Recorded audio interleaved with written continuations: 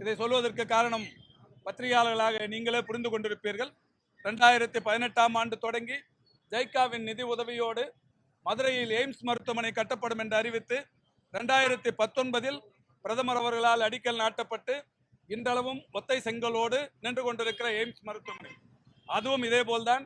85% ஜைக்காவின் நிதி பங்களிப்பு, 15% ஒன்றிய அரசின் நிதி பங்களிப்பு. இந்த 2 நிதி பங்களிப்பும் ஒரே செங்கல் தான் வாங்கப்பட்டிருக்கிறது. 5 ஆண்டுகள் நிறைவுறுகிறது. இந்த நிலையில் தமிழ்நாட்டின் பாரதிய ஜனதா கட்சியின் தலைவர் மரியாதைக்குரிய திரு அண்ணாமலை அவர்கள் நேற்றைக்கு முன்தினம் சமூக வலைதளத்தில் பிடிஆர் பழனிவேல் ராஜன் அவர்களுக்கு சமூக வலைதளத்தில் ஒரு வேண்டுகோள் விடுத்திருக்கிறார்.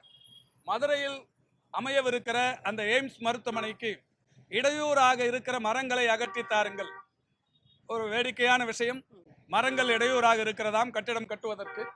15 கோடி ரூபாய் செலவில் சுற்றுச்சுவரை எழுப்பியவர்கள் அவர்கள்தான், ஒன்றிய அரசு தான்.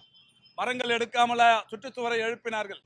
மரங்களை எடுத்து தரவில்லையாம், நில ஆர்ஜிதம் செய்து தரவில்லையாம். நில ஆர்ஜிதம் செய்து தரப்படாத ஒரு இடத்தில் 2019இல் எடப்பாடி பழனிசாமி எப்படி பிரதமரை அழைத்து வந்து அடிக்கல் நாட்டினார்? மத்திய அரசுக்கு சொந்தமான அல்லது மாநில அரசு நில ஆர்ஜிதம் செய்து தரப்படாத ஒரு இடத்தில் பிரதமர் வந்து எப்படி அடிக்கல் நாட்டலாம்? பிரதமரை எப்படி மிஸ்யூஸ் செய்து ஒரு முதலமைச்சர் அடிக்கல் நாட்டுவதற்கு அழைத்து வரலாம்? இப்படி பல்வேறு கேள்விகள் எழத்தான் செய்யும். இதையெல்லாம் கவனிக்காமல் நில ஆர்ஜிதம் செய்து தரப்படவில்லை, மரங்கள் அகற்றப்படவில்லை, அதனால்தான் எய்ம்ஸ் காலதாமதம் என்று ஒரு போலித்தனமான குழந்தைத்தனமான காரணங்களை சொல்லுவதை விட்டுவிட்டு உண்மையிலேயே எய்ம்ஸ் மருத்துவமனையை கட்டுவதற்கு ஒன்றிய அரசு முனைப்பு காட்ட வேண்டும். காரணம், தமிழ்நாடு அரசு விரைந்து இந்த ஜைக்கா நிதி உதவியுடன் இவ்வளவு கட்டிடங்களை கட்டி முடித்திருக்கிறோம், இவ்வளவு கட்டிடங்களை திறந்து வைத்துக் கொண்டும் இருக்கிறோம்.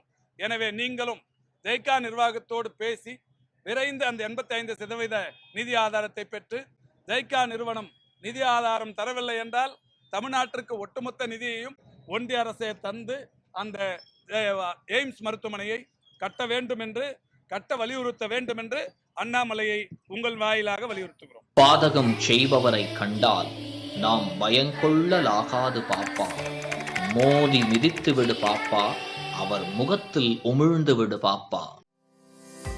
அண்மை செய்திகளை உடனுக்குடன் தெரிந்து கொள்ள இணைந்திருங்கள் இயம்நாடு தொலைக்காட்சியுடன்.